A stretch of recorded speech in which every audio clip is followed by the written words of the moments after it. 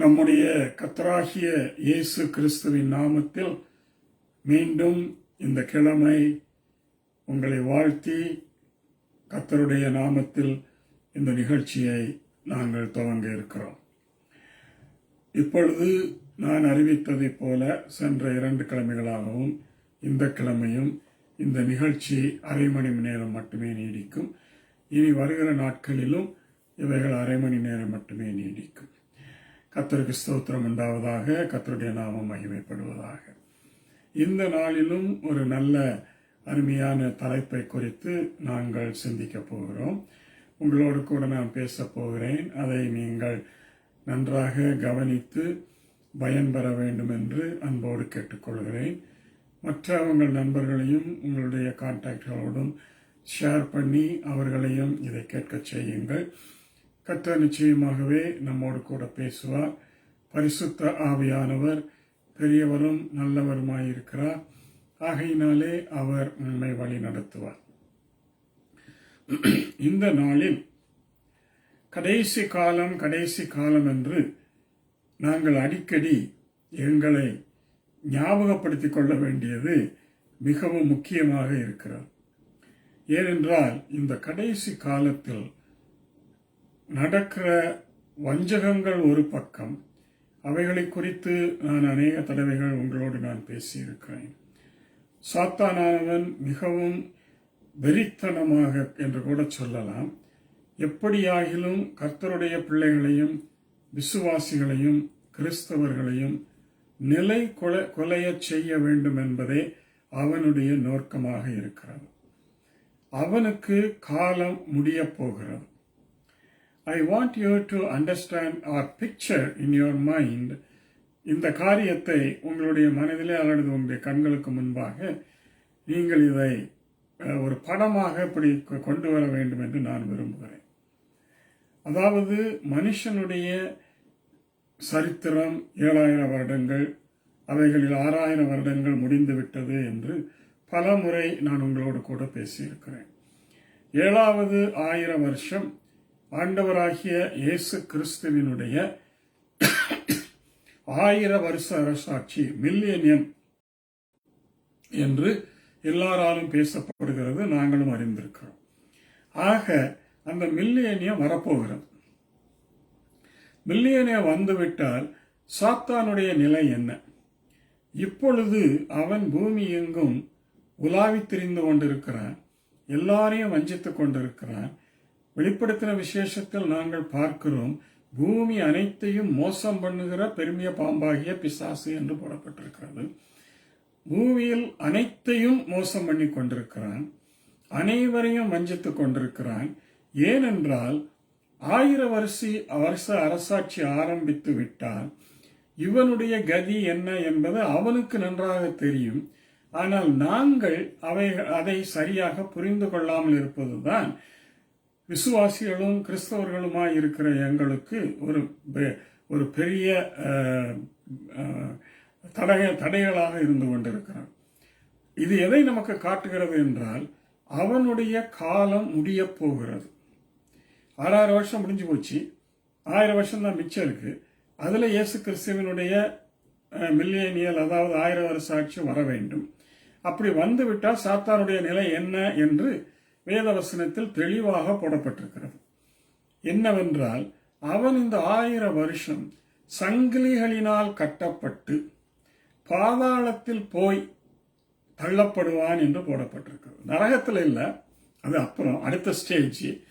பாதாளத்தில் போய் தள்ளப்படுவான் என்று போடப்பட்டிருக்கிறது. பாதாளத்தில் இருந்து கொண்டு நாம் இப்பொழுது ஐஸ்வர்யான் லாசரஸ் என்கிற அவனுடைய அந்த கதையை ஞாபகத்திலே கொண்டு வருவோம். அவன் பாதாளத்தில் இருந்து கொண்டு ஆபிரகாமின் மடியில் இளைப்பாறிக் கொண்டிருந்த லாசருவை பார்க்க முடிந்தது. அதையே நாங்கள் இப்பொழுது எங்களுடைய கண்களுக்கு முன்பாக கொண்டு வருவோம். இந்த 1000 வருஷம் அவன் சங்கிலியினாலே கட்டப்பட்டு பாதாளத்தில் இருக்கும் பொழுது உலகத்தில் என்ன நடக்கிறது என்பதை அவன் கவனித்துக் கொண்டிருப்பான். அப்பொழுது இயேசு கிறிஸ்து நீதியோடும் நியாயத்தோடும் இருப்பு கரங்களோடும் இந்த உலகத்தை நடத்துவார் அல்லது ஆட்சி செய்வார் என்பது அவனுக்கு நன்றாகவே தெரியும். அதை பார்க்க பார்க்க பார்க்க அவனுக்கு கொதிச்சு கொண்டு வரும். நான் இதெல்லாம் சிந்திச்சு பார்க்கறது உண்டு. நாங்கள் அதெல்லாம் அநேகமாக எல்லாரும் என்ன செய்வாங்கன்னா, இதெல்லாம் நமக்கு என்னத்துக்குன்னு நினைப்பாங்க. இல்லை இல்லை, இதெல்லாம் தெரிஞ்சாதான் நம்ம எப்படி இப்போ இருக்க வேண்டும் என்பதை நாங்கள் அறிந்து கொள்ள முடியும். ஆகையினாலே அவன் எங்களை பார்த்து துடிப்பான். அது நடக்கப் போகிறது என்று அவனுக்கு நன்றாகவே தெரியும். ஆகையினாலே அவன் இப்பொழுது எவ்வளவு தூரம் அல்லது எவ்வளவு வேகமாய் எவ்வளவு சீக்கிரமாய் விசுவாசிகளை எல்லாம் நிலை கொலைய பண்ணலாம் என்று கர்ச்சிக்கிற சிங்கம் போல என்று போடப்பட்டிருக்கிற வார்த்தையின்படி அவன் உலகமெங்கும் அலைந்து திரிந்து கொண்டிருக்கான். கர்ச்சிக்கிற சிங்கம் போலன்னா என்னன்னா, அவன் எப்படி விழுங்கலாம் என்று பார்த்து கொண்டிருக்கிறான். எத்தனை வருடங்கள் இயேசு கிறிஸ்துவனுடைய வருகைக்கு முன்பாக இருக்கிறது என்று தெரியாது. அது ஷார்ட் டைம் என்று மட்டும் தெரியும். மிகவும் குறுகிய காலம் என்று நன்றாக தெரியும். இந்த குறுகிய காலத்தில் அவன் எவ்வளவு வேகமாக வேலை செய்கிறான் என்று எங்களுக்கு சரியான உணர்வும் இல்லை, அறிவும் இல்லை. நான் ரொம்ப வேதனைப்படுகிறேன். பவுல் திரும்பவும் நம்முடைய போராட்டம் மாமிசத்தோடும் இரத்தத்தோடும் இல்லை, வானமண்டல லோகாதிபதிகளோடும் அந்தகார சக்திகளோடும் வானத்தின் பொல்லாத ஆவிகளோடும் எங்களுக்கு போராட்டம் உண்டு என்று சொல்லியிருக்கிறார் எபேசியர் 6ஆம் அதிகாரத்தில். இது நம்ம எல்லாருக்கும் நன்றாக தெரிஞ்ச விஷயம். நம்ம என்னத்தப்பெல்லாம் இப்ப யோசித்து கொண்டிருக்கிறோம், போராட்டம் எல்லாம் மாமிசத்தோடும் இரத்தத்தோடும் என்று சொல்லி இந்த போராட்டங்களையே நாங்கள் எங்கள் கருத்திலே கொண்டிருக்கிறோம்.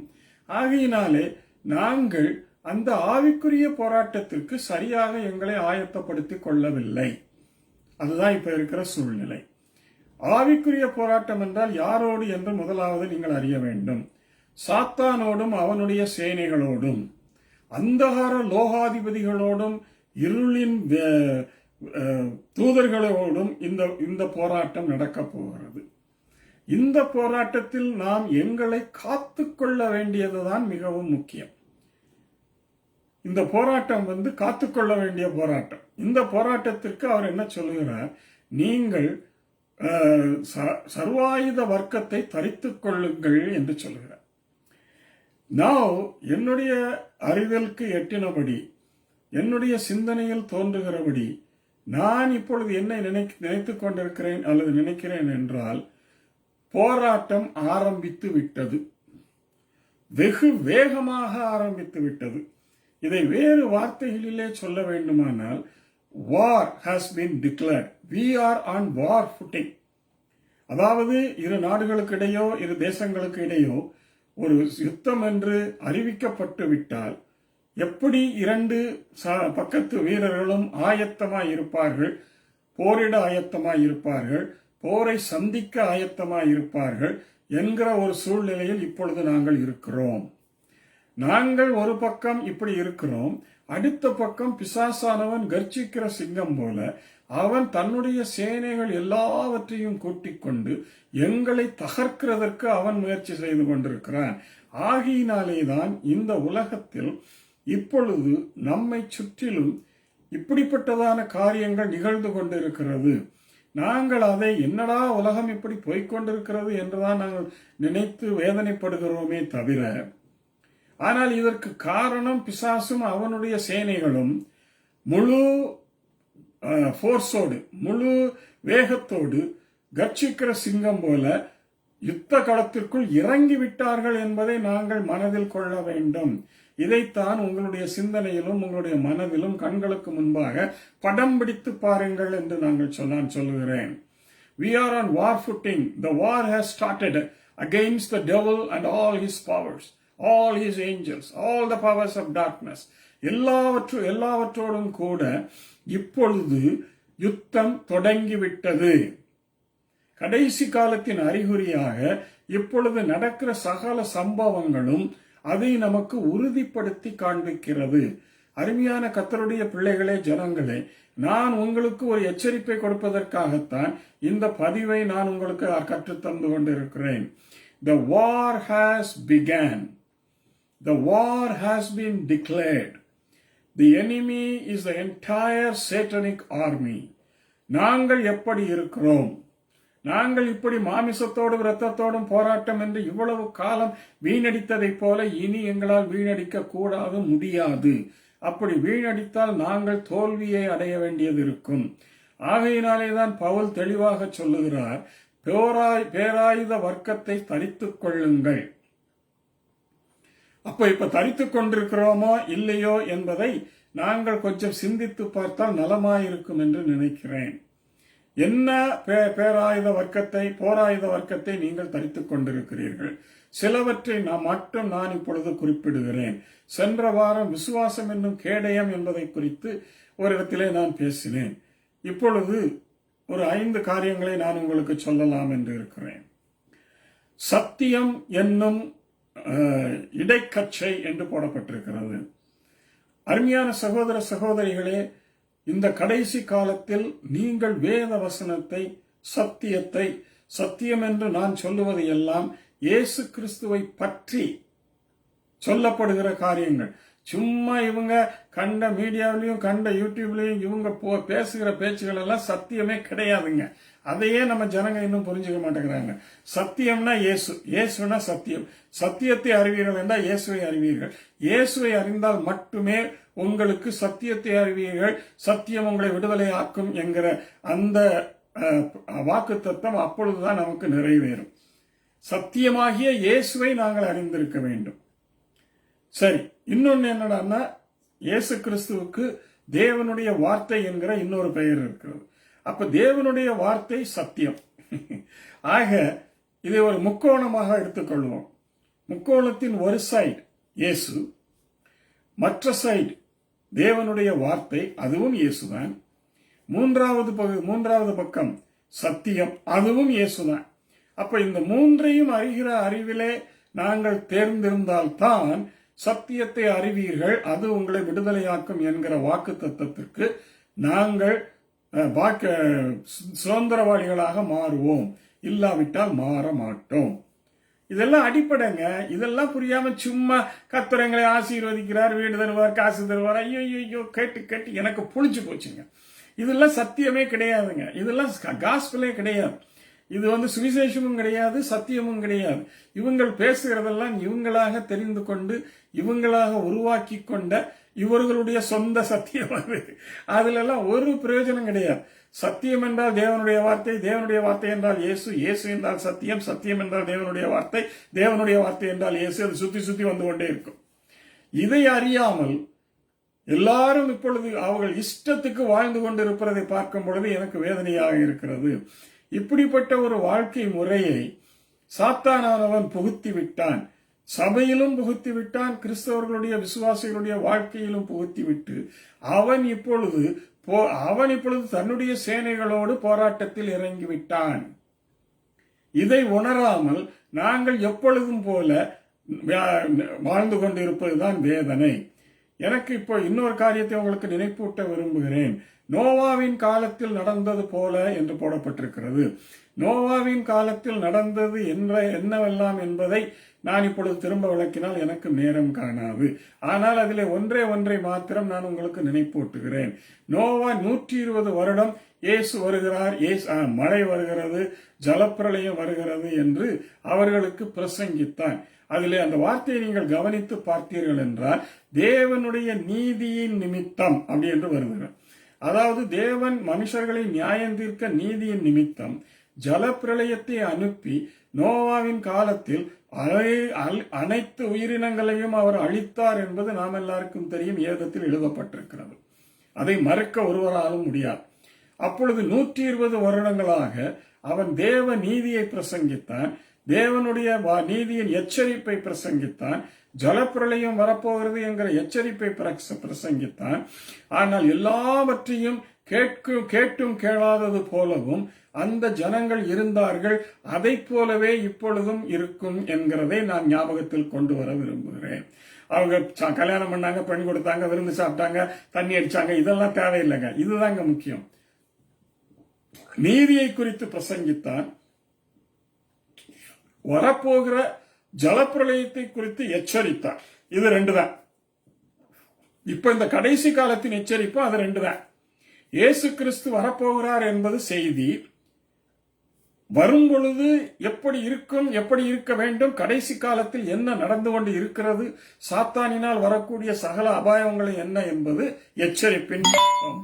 இவைகளை புரிந்து கொள்ளாமல் இவர்கள் வேடிக்கை பார்க்கிறது எனக்கு ரொம்ப அசிங்கமா இருக்கு, கேவலமா இருக்கு. பிளீஸ் இதையெல்லாம் சொல்லாம இவங்க என்னதான் பிரசங்கம் பண்றாங்களே எனக்கு புரியல. நீங்கள் இயேசுவை சந்திக்க ஆயத்தமா இருக்கிறீர்களா? இன்றைக்கு நான் சொல்லுகிறேன், வேதனையோடு சொல்லுகிறேன், 100 பேரில் 90 பேருக்கு இயேசு கிறிஸ்துவனுடைய வருகைக்கு ஆயத்தமாய் இருக்கிறார்களா என்றால் நான் திட்டவட்டமாக சொல்லுவேன், இல்லை. 90% இல்லை. 90% நோவாவின் காலத்தில் ஜனங்கள் எப்படி வாழ்ந்தார்களோ, குடியும் இதுவுமாக, பெண் கொடுத்தும் பெண் வாங்கி, இப்படிப்பட்ட வாழ்க்கையை தான் அவர்கள் வாழ்ந்து கொண்டிருக்கிறார்கள். அந்த வாழ்க்கை தான், அப்படிப்பட்ட ஒரு சீர்கிழந்த வாழ்க்கை தான் இப்பொழுது கிறிஸ்தவர்கள் மத்தியிலே காணப்படுகிறது. 90% மக்கள் ஜலப்பிரளயத்திற்கு நோவாவின் காலத்தில் ஆயத்தமா இல்லாதது போல இன்றைக்கு இயேசு கிறிஸ்துவின் வருகைக்கு 90% பேர் ஆயத்தமாய் இல்லை. நன்றாக புரிந்து கொள்ளுங்கள், ஆயத்தமாய் இல்லை. திரும்பவும் நான் உங்களிடத்தில் சொல்லுகிறேன், நீங்கள் ஆயத்தமாய் இருக்கிறீர்களா என்று உங்களையே ஒரு கேள்வி கேட்டுக்கொள்ளுங்கள். அப்பொழுதுதான் அதனுடைய முக்கியத்துவம் உங்களுக்கு தெரியும். அப்படிப்பட்ட சூழ்நிலையில் வாழ்ந்து கொண்டிருக்கிற நாங்கள் எப்படி எங்களை பிசாசினுடைய தந்திரங்களிலிருந்து பாதுகாத்துக் கொள்ள வேண்டும் என்பதை சில வினாடிகளில் உங்களோடு கூட நான் சொல்ல ஆசைப்படுகிறேன். அருமையான சகோதர சகோதரிகளே, this is the time of the Holy Ghost. கடைசி காலத்தில் மாமிசமான யாவர் மேலும் என் ஆவியை ஊற்றுவேன் என்று ஏன் சொன்னார்? கடைசி காலத்தில் பரிசுத்த ஆவியின் ஒத்தாசையும் உதவியும் நிறைவுதலும் வழிநடத்துதலும் பாதுகாவலும் கடைசி காலத்தில் இருக்கிற விசுவாசிகளுக்கும் கர்த்தருடைய பிள்ளைகளுக்கும் தேவை. இந்த தேவையை அறிந்துதான் அவர் கடைசி காலத்திலே மாமிசமான யாவர் மேலும் என் ஆவியை ஊற்றுவேன் என்று சொன்னார். ஆனால் இப்பொழுது முதலாவது எனக்கு வேதனையை கொடுக்கிற காரியம் என்னவென்றால், இப்பொழுது சபைகளில் பரிசுத்த ஆவியானவரை உள்ளேயே சேர்க்க மாட்டேங்கிறாங்க. ஆவியானவரை வெளியில துரத்திட்டாங்க. நிறைய சபைகள்ல ஆவியானவரை வெளியில துரத்தியாச்சு. மெயின் லைன் சபைகள்ல ரொம்ப காலமாவே துரத்திட்டாங்க. இப்ப பெந்தேகோஸ்தே சபையிலையும் ஆவியானவரை வெளியில துரத்திட்டாங்க. ஆவியானவர் வெளியில போயிட்டார். ஆவியானவர் மனிதனோடு என்றென்றைக்கும் போராடுவதில்லை என்று வேதம் சொல்லுகிறது. ஆவியானவர் துக்கப்படுவார் என்று வேதம் சொல்லுகிறது. ஆவியை அவித்து போடாதீர்கள் என்று வேதம் சொல்லுகிறது. ஆனா இதையெல்லாம் இப்பொழுது இருக்கிற பெந்தேகோஸ்தே சபைகள் செய்து கொண்டிருக்கிறார்கள். வேதனை, கேவலம். பரிசுத்த ஆவியின் ஒத்தாசை இல்லாமல் இந்த கடைசி காலத்தின் போராட்டங்களை உங்களால் ஜெயிக்கவே முடியாது. முதலாவது விசுவாசம் இருக்க வேண்டும். நீங்கள் விசுவாசிகள் என்று உங்களை அழைத்துக் கொள்வீர்களானால் இனி இரண்டாவது பரிசுத்த ஆவியின் ஒத்தாசை உங்களுக்கு வேண்டும். பரிசுத்த ஆவி உங்களிடத்தில் வரும் பொழுது நீங்கள் பலன் அடைவீர்கள். எங்கேயா இருக்கு பலன்? யார்கிட்ட இருக்கு பலன்? ஒருவருக்காவது பிசாசை எதிர்க்கக்கூடிய பலன் இருக்கிறதா? இல்லை. நான் ஓப்பனாகவே சொல்லுவேன், 90% மக்களுக்குள் பரிசுத்த ஆவியானவர் இல்லை. சும்மா இவங்க நீங்க ரட்சிக்கப்படும் பொழுதே பரிசுத்த ஆவியை பெற்றுக் கொண்டீர்கள், பரிசுத்த ஆவி உங்களிடத்திலே வாழ்ந்து கொண்டு இருக்கிறார், உங்களுக்குள்ளே தான் இருக்கிறார், எல்லாம் பொய் ஐயா, பொய் பொய் பொய். உங்களை நீங்களே இப்ப கேட்டு பாருங்க, எனக்குள் பரிசுத்த ஆவி இருக்கிறாரா? திரும்பியுங்க. எவ்வளவு நேரமா பதில் வருதுன்னு எனக்கு தெரியும். ஏன்னா நான் நிறைய பேர்கிட்ட கேட்டேன். கேட்கும் போதெல்லாம் அவங்க ஹிஹின்னு பல்ல இழிக்கிறாங்களே தவிர பரிசுத்த ஆவி எனக்குள் இருக்கிறார்கள் என்று தைரியமாய் அவர்களால் சொல்லவே முடியவில்லை. நான் கேட்ட 100க்கு 100 பேர் அப்படிதான் இருக்காங்க. இப்போ உங்களே கேட்டுக்கோங்க, பரிசுத்த ஆவி உங்களுக்குள்ள இருக்கிறாரா? அங்கதான் இல்லையே, அப்புறம் எப்படி சொல்லுவீங்க? என்னங்க உங்களை நீங்களே ஏமாத்தி கொண்டிருக்கிறீங்க. ஆசீர்வாதம், செழிப்பு, வளமை, காரு, பங்களா இதுகளா உங்களை காப்பாற்ற போகுது? இதுகளா சாத்தானுடைய தந்திரங்களிலிருந்து உங்களை விடுதலையாக்க போகிறது? எபேசியர் 6ஆம் அதிகாரத்தை திரும்பவும் எடுத்து படியுங்கள். சாத்தானுடைய சகல அக்னியாஸ்திரங்களையும் மேற்கொள்ளத்தக்கதாக என்று போடப்பட்டிருக்கிறது. சாத்தானுடைய சகல தந்திரங்களையும் மேற்கொள்ள முடியும். நான் இப்ப உங்கள்ட்ட ஒரு கேள்வி கேட்கிறேன், உங்களுக்கு சாத்தானின் தந்திரத்தை மேற்கொள்ள உங்களுக்கு வக்கு இருக்குதான்னு கேட்கிறேன். தைரியம் இருக்குதான்னு கூட கேட்க முடியாது. வக்கு இருக்குதா? இல்லை. உங்களை நீங்களே ஏமாத்தி கொண்டிருக்கிறீர்கள். You cannot resist the devil. அநேகர் சொல்லுவார்கள், பிசாசு எங்களால எல்லாம் பண்ணிட முடியும். பச்சையா சொல்லட்டுமா? ஒன்னும் பண்ண முடியாது. அவங்களை ஈஸியா தூக்கி எறிஞ்சு சாப்பிட்டு போய்கிட்டே இருப்பான். அந்த நிலையில தான் நீங்க இருக்கிறீங்க. அவனுடைய தந்திரங்கள் எப்படி என்று உங்களுக்கு தெரியவே தெரியாது. ஏன்னா அதையெல்லாம் ஒரு போதகரமான உங்களுக்கு கற்றுக் கொடுப்பது கிடையாது. ஒரு ஊழியக்காரனும் அதை பேசுவது கிடையாது. அவனுடைய தந்திரங்கள் என்ன என்று யார்கிட்டயாவது கேட்ட இதுவாயா அவனுடைய தந்திரம்? அவனுடைய தந்திரம்னா என்னன்னு உங்களுக்கு தெரியுமா? அவனுடைய அக்னியாஸ்திரங்கள்லாம் என்னன்னு தெரியுமா? அவன் நேரடியா வந்து உங்க நெஞ்சில மோத மாட்டான், அவங்க முதுகுல குத்துவான். இதுவே உங்களுக்கு தெரியாது. அவன் வஞ்சகனும் ஏமாத்துக்காரனும் பொய்யனும் பொய்க்கு பிதாவுமாய் இருக்கிறான் என்று இயேசுவும் சொல்லி இருக்கிறார். வேதம் முழுவதும் நம்மளை எச்சரிக்கிறது. ஆனா நாங்க அவங்களோட கொஞ்சம் கலாவிக்கிட்டு இருக்கிறோம். ரொம்ப நல்லா இருக்குதப்பா. இப்படிப்பட்ட வாழ்க்கையை வாழ்ந்து கொண்டு நாங்கள் இயேசு கிறிஸ்துவனுடைய வருகைக்கு ஆயத்தமாய் இருக்கிறோம். நாங்கள் அவர் வரும்பொழுது ஒரு சன பொழுதிலே மறுரூபமாய் போய் விடுவோம். என்னப்பா ஜோக் அடிக்கிறீங்க? நீங்க ஒரு சன பொழுதுல மறுரூபமாய் போறீங்க. நான் இன்னைக்கு எழுதி தாரேன், ஓப்பனா சொல்றேன். நீங்கள் ஆயத்தமாய் இல்லாவிட்டால் ஒருவரும் அவருடைய வருகையில் மறுரூபமாகி எடுத்துக்கொள்ளப்பட மாட்டீர்கள். ஒருவரும் போக மாட்டீங்க. இன்னைக்கு இருக்கிற தமிழ் சபைகள்ல இருக்கிற விசுவாசிகள்ல 90% அவருடைய வருகையில் போகாது. 10% போனால் ஆச்சரியம். ஏன்னா அவங்க தான் பரிசுத்த ஆவிக்கு இடம் கொடுத்து, பரிசுத்த ஆவியை மதித்து, பரிசுத்த ஆவியோடு இணைந்து அவர்கள் தங்களை பாதுகாத்துக் கொண்டிருக்கிறார்கள். 90% போக மாட்டார்கள். இதுல உங்க போதகரும் போக மாட்டாரு, உங்க மூப்பர்களும் போக மாட்டாங்க, ஒருவரும் போக மாட்டாங்க. எல்லாரும் இங்கதான் இருப்பாங்க. எல்லாரும் இயேசு கிறிஸ்து வந்து எல்லாம் கொஞ்சம் பேர் மறுபடியும் போன பிறகு இங்க மிச்சம் இருப்பாங்கல்ல, அவங்களெல்லாம் இந்த 1000 வருஷ அரசாட்சிக்குள்ள போய் அதுக்கு முன்னால 7 வருஷம் உபத்திரவம் மிகுந்த உபத்திரவத்துக்குள்ள எல்லாம் போய் பாடுபட்டு சீரழிச்சு அதுக்கு பிறகு இயேசுவை ஏற்றுக்கொண்டு ரட்சிக்கப்பட்டு பரலோகம் வந்து சேரலாம். அதுக்கு வேணா வாய்ப்பு இருக்குது. பரலோகம் வர மாட்டீங்கன்னு நான் சொல்லவே மாட்டேன். அதுக்கு வாய்ப்பு இருக்குது. அது கடைசி வரைக்கும் அந்த வாய்ப்பு இருந்து கொண்டே இருக்கும். நீங்க சாகிற வரைக்கும் அந்த வாய்ப்பு இருக்கும். ஆனால் இயேசு வரும் பொழுது மறுரூபமாய் போய்விடுவேன் என்று மட்டும் பகல் கனவு காணாதீர்கள். பகல் கனவு போக மாட்டீங்கள் ஐயா. எந்த வேதம் சொல்கிறது நீங்கள் போவீர்கள் என்று? எந்த பாஸ்டர் சொன்னான் நாங்கள் போய்விடுவீர்கள் என்று? எந்த ஊழியக்காரன் சொன்னான்? அவ்வளவும் பொய். சாத்தானுடைய வஞ்சகமான வார்த்தைகள். பொய்யை சொல்லி உலகத்தையும் எல்லாரையும் ஏமாற்றிக் கொண்டிருக்கிறான் இந்த சாத்தானவன். இது தெரியாமல், இது புரியாமல் நாங்கள் எல்லாரும் கர்த்தர் எங்களை ஆசீர்வதித்திருக்கிறோம், நாங்கள் நன்றாக வாழ்ந்து கொண்டிருக்கிறோம், இயேசு வரும் பொழுது நாங்கள் போய்விடுவோம். எங்க போறீங்க? போறீங்க? கண்டிப்பா போக மாட்டீங்க. ஏன்னா இன்னும் கொஞ்ச நாள் இருக்கு சாத்தானுக்கு. இயேசு வர்றதுக்கும் இன்னும் கொஞ்ச நாள் இருக்கு. இப்பயே உலகமும் சரி, உங்கள் குடும்பங்களும் சரி, உங்களுடைய பிள்ளைகளும் சரி, எல்லாரும் இப்பயே சீரழிஞ்சிட்டாங்க. இப்ப 60% 70% சீரழிஞ்சாச்சு. இன்னொரு 10 வருஷம் ஏசாமி வர்றதுக்கு லேட் ஆயிடுச்சுன்னு சொன்னா மிச்சம் முழுவதும் சீரழிஞ்சிடும். ஒருத்தனும் தர மாட்டேன். உங்க போதர் உங்களுக்கு சொல்லிக் கொண்டே இருப்பார், போயிருவீங்க போயிருவீங்க போயிருவீங்க. எங்க போவீங்க? மிக உபத்திரவத்துக்குள்ளும் மகா உபத்திரவத்துக்குள்ளும் போவீங்க. அவரும் அங்கதான் வருவாரு, கவலைப்படாதீங்க. உங்க கூடயேதான் இருப்பாரு உங்க பாஸ்டர். என்னையா நினைக்கிறீங்க? என்ன நினைச்சு கொண்டிருக்கிறார்கள்? என்ன பேசிக் கொண்டிருக்கிறார்கள்? கடைசி காலத்தின் வஞ்சகம் பிசாசினால் மிகவும் பெருகிவிட்டது. அவன் எங்களை வீழ்த்துவதற்காக சகல முயற்சிகளும் எடுத்துக் கொண்டிருக்கிறான். அவன் கிட்டத்தட்ட 70% ஜெயிச்சிட்டாயா. நமக்கு இருப்பது ஒரே ஒரு ஆப்ஷன். அதை மாத்திரம் இன்றைக்கு சொல்லி நான் முடித்துக் கொள்கிறேன். பரிசுத்த ஆவியானவருடைய உதவி உங்களுக்கு தேவை. அவருடைய நிறைவு உங்களுக்கு தேவை. அவருடைய ஒத்தாசை உங்களுக்கு தேவை. அவருடைய வல்லமை உங்களுக்கு தேவை. பரிசுத்த ஆவியை எனக்குள் இருக்கிறார் என்று உறுதி இல்லாத அல்லது இல்லாத யாவரும் உடனடியாக முழங்கால் போட்டு ஜெபித்து, ஆண்டவரே என்னை ஆவியினால் நிரப்பும் என்று கேளுங்கள்.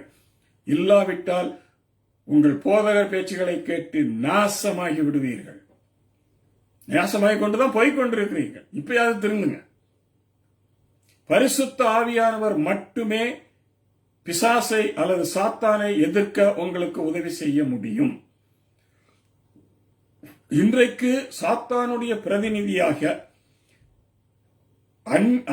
ஆன்டி கிரைஸ்ட், அந்தி கிறிஸ்து என்று சொல்லப்படுகிற ஒருவன் வெளிப்படாமல் இருப்பதற்கு ஒரே காரணம் வேதத்தில் சொல்லப்பட்டிருக்கிறது.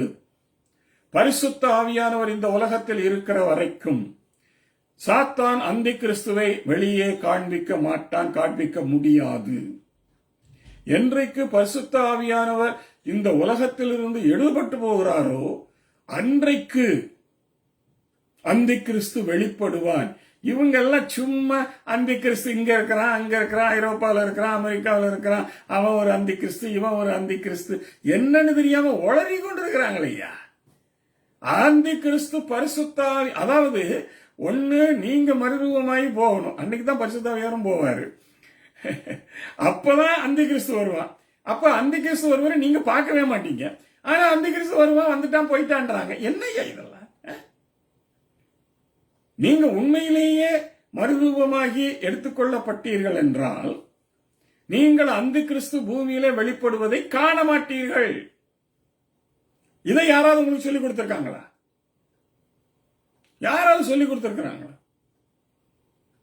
நீங்க காண மாட்டீங்க. அப்புறம் இதுக்கு அந்தி கிறிஸ்து பத்தி நீங்க தெரிஞ்சுக்கொள்ளணும். ஏன்னா உங்கள்கிட்ட பரிசுத்த ஆவி இல்ல. அதான் உண்மை. பரிசுத்த ஆவி இல்லாம வச்சுக்கொண்டு நானும் பரிசுத்த ஆவி பெற்றிருக்கிறேன், எனக்குள்ள பரிசுத்த ஆவி இருக்கிறான்னு உங்களை நீங்களே ஏன் இப்படி ஏமாத்தி கொண்டிருக்கிறீங்க? அப்படி உங்களுக்கு பரிசுத்த ஆவி உங்களுக்குள் இருந்தால் அந்தி கிறிஸ்து வந்து விடுவான், இதோ வந்து விடுவான், அங்க வந்து விடுவான், இந்த பயமே உங்களுக்கு தேவையில்லையே. இந்த பாருங்க, நான் 50 வருஷமா ஊழியம் செய்யறேன், எத்தனையோ மெசேஜ்கள் உலகமெல்லாம் கொடுத்திருக்கிறேன். ஆனா அந்தி கிறிஸ்துவை பத்தி நான் ஒண்ணுமே பேச மாட்டேன். ஏன்னா நான் மறுரூபமாய் போற வரைக்கும் அவனால வர முடியாது. நான் மறுரூபமாய் போகும்போதுதான் பரிசுத்த ஆவியானவரும் என்னோட வருவார். அவரும் இந்த உலகத்திலிருந்து எடுக்கப்பட்டு போவாரு. அப்புறம் தான் அந்தி கிறிஸ்துவ வெளியில வருவான். இப்ப நான் அவனை பத்தி ஏங்க கவலைப்படணும்? 666 பத்தி நான் எங்க கவலைப்படணும்? அந்தி கிறிஸ்துவ பத்தி நான் எங்க கவலைப்படணும்? அது போப்பா இருந்தான்னா, அல்லது அமெரிக்க ஜனாதிபதியா இருந்தானா, அல்லது ஹிட்லரா இருந்தானா, சதாம் ஹுசேனா இருந்தா, எவனா இருந்தா எனக்கு என்னையா? அவன் வர்றதுக்கு முன்னாடி நான் தான் போயிடுவேனே. நான் போகலன்னா அவன் வரவே முடியாதே. இதுதானே பைபிள். நீங்க என்ன விசுவாசிகள் என்றீங்க? வெக்கமா இல்ல உங்களுக்கு? கண்டது கழுதையும் கேட்டு இப்படி ஏமாந்து நிக்கிறது? வர முடியாது ஐயா. பரிசுத்த ஆவியானவர் இந்த உலகை விட்டு எடுபடும் நாள் வரைக்கும் அந்தி கிறிஸ்து வெளிப்பட மாட்டான். அப்புறம் உங்களுக்கு என்ன கவலை? நீங்க பாட்டுக்கிறீங்க. நீங்க போன பிறகு வந்தா என்ன, வரா கட்டி போனா என்ன, இங்க கிடக்கிறவங்க கிடட்டும், உங்க பாஸ்டர் சேர்ந்து போடட்டும். சேர்த்துதான் சொல்றேன். ஏமாந்து போகாதீங்க. போராட்டம் பெரிது. பரிசுத்த ஆவியானவருடைய ஒத்தாசை உங்களுக்கு வேண்டும். கடைசியாக ஒரு ஆலோசனை, பரிசுத்த ஆவியை பெற்றுக் கொள்ளுங்கள். பரிசுத்த ஆவியினால் நிறைந்திருங்கள். பரிசுத்த ஆவியை உங்களோடு அதாவது ஜெயம் கொடுக்கிற கம்பானியனாக வைத்துக் கொள்ளுங்கள். அவருடைய வார்த்தைகளுக்கு செவி கொடுங்கள். அவருடைய வல்லமையினால் நிறைந்திருங்கள். சத்தியமாகிய பட்டயத்தை, தேவனுடைய வார்த்தையாகிய ஆவியின் பட்டயத்தை கையில் எடுங்கள். விசுவாசம் என்னும் கேடயத்தை அணிந்து கொள்ளுங்கள். ரட்சிப்பு என்னும் தலைச்சீராவை அணிந்து கொள்ளுங்கள். இவைகள் தான் உங்களை பிசாசின் எல்லா விதமான போராட்டங்களிலிருந்து பாதுகாக்க முடியுமே தவிர, நீங்கள் கண்ட உபதேசத்தையும் கேட்டு அவைகளை நம்பி அவைகள் பின்னாலே போய் எங்களுக்கு எப்படித்தான் பாஸ்டர் சொல்லி கொடுத்தார் அப்படின்னு நீங்க சொல்லிக் கொண்டிருந்தீங்கன்னா, உங்க பாஸ்டர் வந்து ஏசாமி கிட்ட நான் அப்படித்தாங்க சொன்னேன், தயவு செய்து அவங்களெல்லாம் ஏற்றுக்கொள்ளுங்க, அவரே அங்க வரமாட்டாரா? அப்புறம் அவர் எங்க சொல்ல போறாரு? பிசாசானவர் முதல்ல அவர்களை கண்கொண்டாக்கி போட்டான். அவர்களுக்கு சத்தியம்னா என்னன்னு தெரியாது. சத்தியம் சத்தியம்னு பேசுறாங்க, அதுல ஒரு சத்தியத்தையும் காணும். எனக்கு புரியலைங்க. சத்தியம்னு பேசுறாங்க, ஆனா அதுல ஏதாவது சத்தியத்தை பத்தி ஏதாவது வருதான்னு பாக்குறேன். இல்ல. சிலருடைய பிரசங்கங்கள்ல இயேசு கிறிஸ்து பேரே வராது. சிலருடைய பிரசங்கங்கள் இயேசு கிறிஸ்துவினுடைய நாமம் மகிமைப்படாது. சிலருடைய பிரசங்கங்களில் தேவனுடைய வார்த்தை வராது. ஆனா சத்தியம் பண்ணுவாங்க. என்ன சத்தியம்? கர்த்தர் உங்களை ஆசீர்வதிப்பார். அது சத்தியமே இல்லை, அது தேவ தூஷணம். உங்களுக்கு வீடு தருவார், காசு தருவார், தேவ தூஷணம். அது சத்தியம் அல்ல. வேதம் அதை சத்தியம் என்று சொல்லவில்லை. சத்தியம் என்பது இயேசு, சத்தியம் என்பது தேவனுடைய வார்த்தை, தேவனுடைய வார்த்தை என்பது இயேசு. அவரை அறிவீர்கள், அவர் உங்களை விடுதலையாக்குவார். இதுதாங்க வேதம். கடைசி காலத்தின் வஞ்சனை தலை தூக்கி ஆடிக்கொண்டிருக்கிறது. இதை எதிர்த்து எங்களோடு கூட உதவியாய் இருப்பது பரிசுத்த ஆவியானவர் மட்டுமே. அருமையான சகோதர சகோதரிகளே, மீண்டும் ஆலோசனையாக சொல்கிறேன், பரிசுத்த ஆவியை பெற்றுக்கொள்ளுங்கள். அவர் உங்களோடு கூட இருந்து உங்களை வழிநடத்துவார், சகல சத்தியத்திற்குள்ளும் வழிநடத்துவார். நீங்கள் பாவம் செய்யும் பொழுது உங்களை கண்டித்து உணர்த்துவார், உங்களை கூட இருந்து பாதுகாப்பார். நீங்கள் ஜெபிக்கும் பொழுது, திணறும் பொழுது பெருமூச்சிகளோடு அவர் உங்களுக்கு உதவி செய்வார். இதையெல்லாம் புரிஞ்சு கொள்ளாம என்னத்தையா, என்ன நடக்குது ஐயா இந்த உலகத்துல? கிறிஸ்தவ உலகத்துல நான் சொல்றேன், உலகத்துல நடந்துட்டு போட்டும், கிறிஸ்தவ உலகத்துல என்ன நடக்குது? அருமையான சகோதர சகோதரர்களே, தயவு செய்து வஞ்சிக்கப்பட்டு போகாதீங்க. கிறிஸ்துவின் சர்வாயுத வர்க்கத்தை தரித்துக் கொள்ளுங்கள். வேதம் சொல்லுகிறபடி போருக்கு தயாராக இருங்கள். போர் ஆரம்பிச்சிட்டு, இனி தயாராகிறதில்லை. இப்ப நீங்க தயாராகலைன்னா நீங்க அழிஞ்சீங்க. அதனால இப்பதாவது தயாராகுங்க. இனிமேலாவது பரிசுத்த ஆவி இல்லாமல் மறுரூபமாகி போயிடுவேன் என்று பகல் கனவு காணாதீர்கள். திரும்பவும் எச்சரிக்கிறேன், மறுரூபம் ஆக மாட்டீர்கள். வேதம் சொல்கிறது, உறுதியாக சொல்கிறது, நீங்க மறுரூபம் ஆக மாட்டீங்க. பரிசுத்த ஆவி இல்லைன்னா நீங்க மறுரூபம் ஆக மாட்டீர்கள். I repeat before I close. பரிசுத்த ஆவியின் நிறைவு உங்களோடு இல்லாவிட்டால் நீங்கள் இயேசுவின் வருகையில் மறுரூபமாக மாட்டீர்கள். என்னடா பாஸ்டர் இதை சொல்லி முடிக்கிறாருன்னு நினைக்காதீங்க. ஏன்னா இதுதான் நோவாவின் காலத்திலிருந்து கொடுத்த எச்சரிக்கை, இதுதான் இயேசுவும் கொடுத்த எச்சரிக்கை, பவுல் கொடுத்த எச்சரிக்கை. ஆகையினாலே நானும் அதை எச்சரிக்கையாக சொல்லி இந்த நிகழ்ச்சியை இத்தோடு நான் முடித்துக் கொள்கிறேன். கர்த்தர் நம்மை வழி நடத்துவாராக. ஆமேன், ஆமேன்.